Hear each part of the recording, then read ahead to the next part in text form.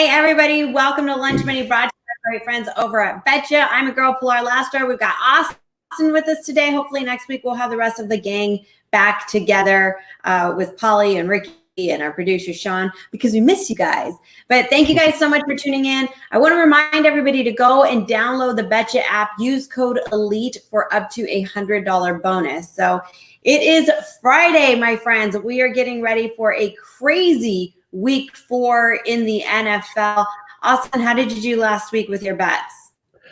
Last week went 3-1. Can't complain. Obviously, when those weeks happen, just under 2 units won. So I'll take that. I almost it's not an ugly card this week, but it's a lot more plays than last. I only had 4 plays last week. This week we got 6. So 6 plays in the NFL can get a little dicey, but we're excited for this week.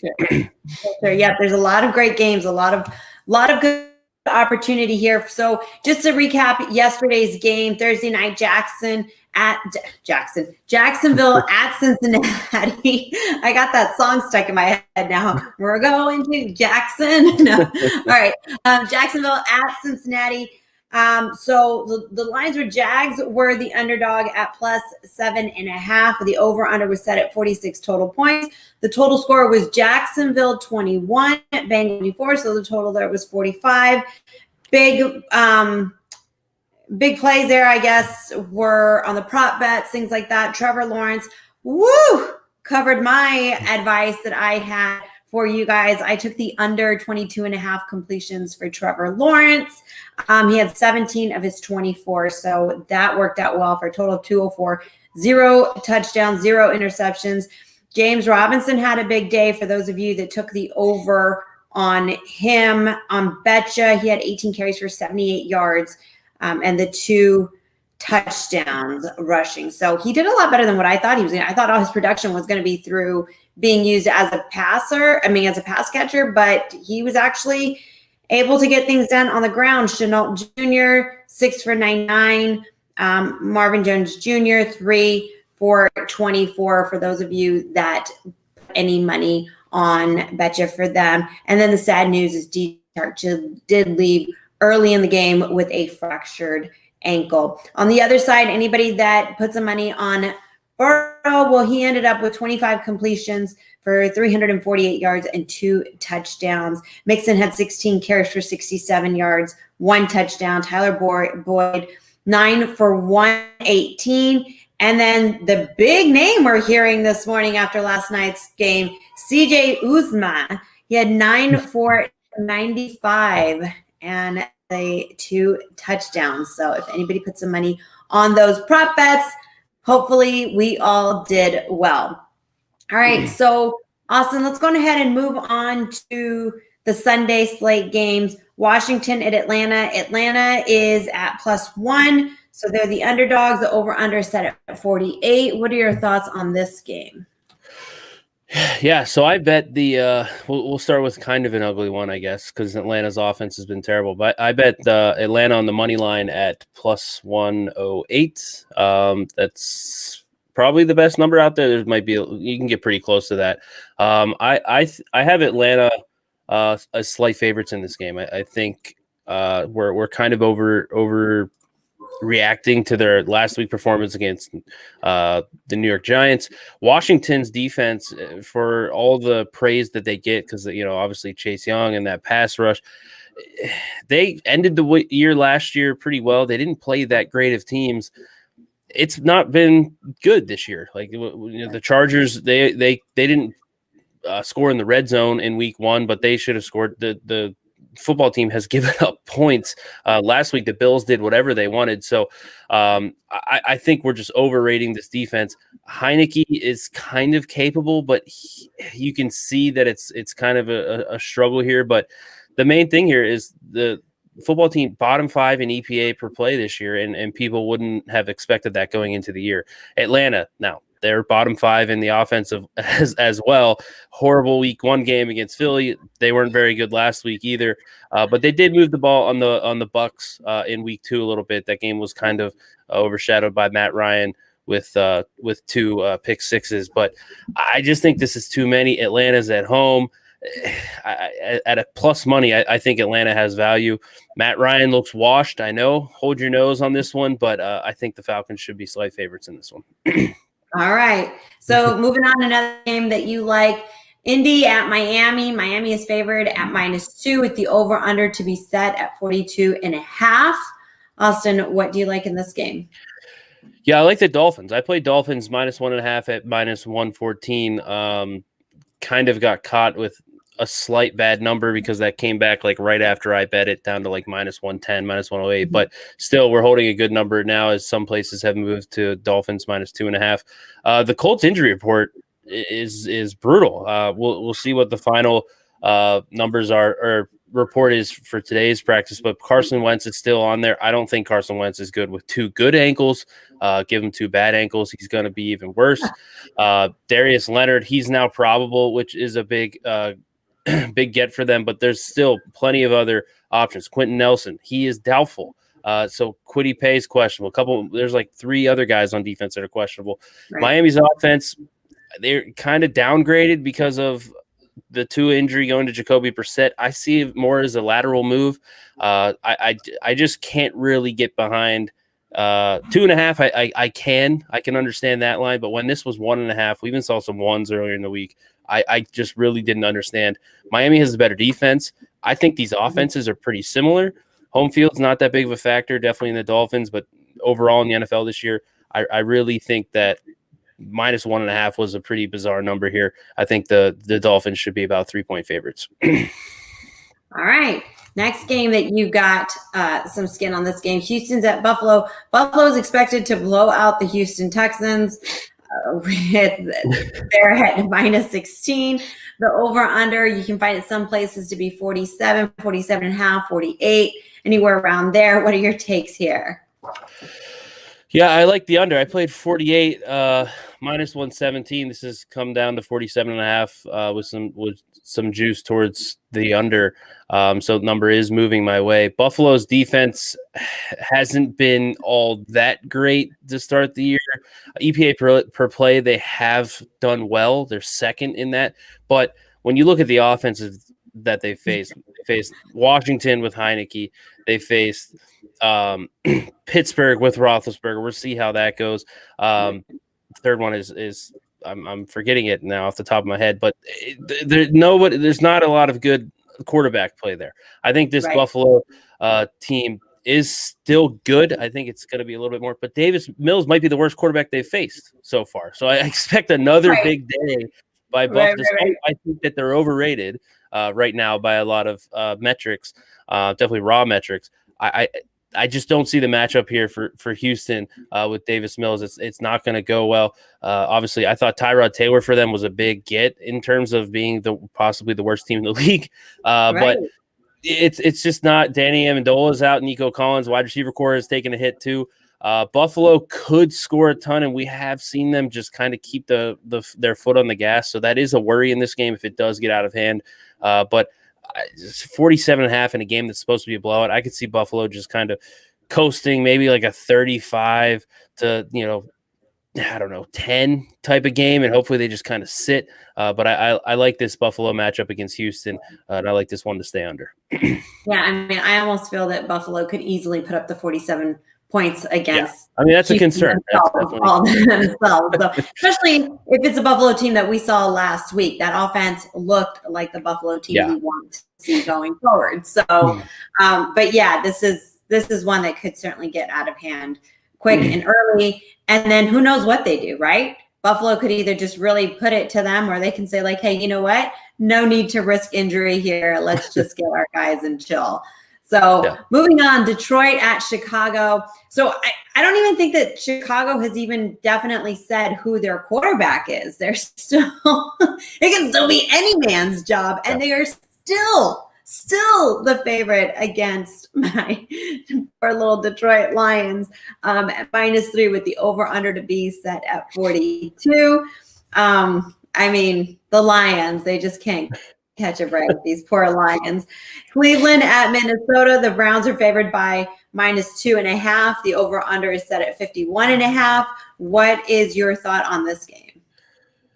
Yeah, I played under here. It's a little nervous. Makes me a little nervous because both offenses can get a little loose here. But we've seen Cleveland. They like to run the ball. They're one of the best running teams in the NFL, if not the best. Obviously, Nick Chubb is phenomenal in the backfield, and Baker Mayfield, while he does have some impressive numbers, that they are a little less efficient in terms of league average when they pass the ball. He gets a little turnover happy at times. But I expect Cleveland to run the ball on this Minnesota front. I don't think Minnesota's going to really be able to stop them. And I think we know Kevin Stefanski, Cleveland's head coach, does like to run the ball. So I think that's going to shorten this game a little bit. On the flip side, Minnesota, they like to run the ball as well. Both of this game script, I personally think, runs to both teams trying to run at an above average clip here. Because who wants to pass against this Minnesota or Cleveland front here? Obviously, Myles Garrett with the ridiculous game last week. So I could see Minnesota trying to avoid those situations, get Kirk Cousins maybe into some play action, more of that rather than just straight drop back. So again, I like both teams to kind of run the ball here. I don't know if the defenses. I think both defenses are better off defending the pass than more so than a good rushing attack. Dalvin Cook, he looks to be a good go, but even if not, Madison has shown in the past that he's plenty good here. So I think the clock is going to be moving in this one. 51.5 just seems like too many points here. So I like this one to stay under. All right. Next game, Giants at Saints. Saints are favored by -7. Over under set at 41.5. Who you got here? Yeah, this one, it's tough. I don't know if the Giants – I mean, Galladay is going to be a go here, but Slayton and Shepard both have hamstring injuries.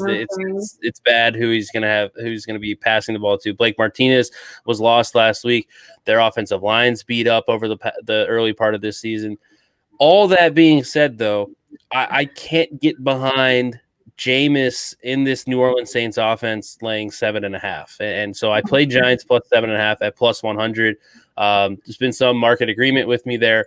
I just, if you've watched Saints games this year, I know they had the big win at Green Bay in week 1. It kind of looked like Green Bay just, I don't know, wasn't really ready to go in that one. I don't really know how to explain it. Yeah, they seemed like they were still in preseason for that one. This New Orleans offense, it's kind of like, all right, Jameis, we're going to give you the keys to the car, but there's a block on the speedometer and it can't go above 25. Like we're just gonna slowly try to go down the field. We're going to run the ball. I think that bodes well for, obviously the total is 41.5. It's a really, really low total for today's NFL. That bodes well for the 7.5 points that you're getting with the Giants. I've said this before with Danny Dimes. He loves to turn the ball over. That is a concern here, but Jameis does too. We saw him. He literally was getting tackled last week and threw a touchdown somehow. I don't know how it ended up a score here, but I think the Giants are able to keep this close. Their defense is solid to okay. I don't think it's like anything great, but New Orleans isn't going to push the ball down the field. Low possession game here, in my opinion. So I'll gladly take the Giants plus 7.5. All right, next game, Carolina at Dallas. Carolina goes into this matchup as the underdogs at +4. The over-under is set at 50.5. Certainly not the same Dallas Cowboys defense that we were seeing last year. So this is actually a fun to watch now. Yeah. Fun team to watch. Next game, Kansas City at Philly. Kansas City obviously being the favorite here at -7. Over-under set it at 54.5. You can still find it at 54 in a lot of places. Tennessee at Jets. Tennessee is the favorite here at -7 with the over-under to be set at 44. Arizona at Rams game. This is one that is going to be a heavily watched game. Rams are favored. You can find them anywhere from -4 to -4.5 to -5 with the over-under set at 55. Seattle at San Francisco, another game that should be a lot of fun to watch. San Francisco is favored by, you can see them anywhere from -2.5 to -3. Over-under is set at 51.5, 52, give or take most places. Then Baltimore at Denver. Denver is favored by only -1. Over-under to be at 45. This is certainly one that I think is going to be a close game for sure. Yeah. For sure. Pittsburgh at Green Bay. Pittsburgh is the underdog here at +6.5. Over under is set at 45. Another huge game, the night game, Sunday night, Tampa Bay at New England. Tampa Bay is the obvious favorite here at -7. The over-under is set to be at 49.5. This is a big game just because the media has hyped it up so much. Tampa Bay secondary is so banged up. They just recently signed Richard Sherman, which is going to be a huge addition to them.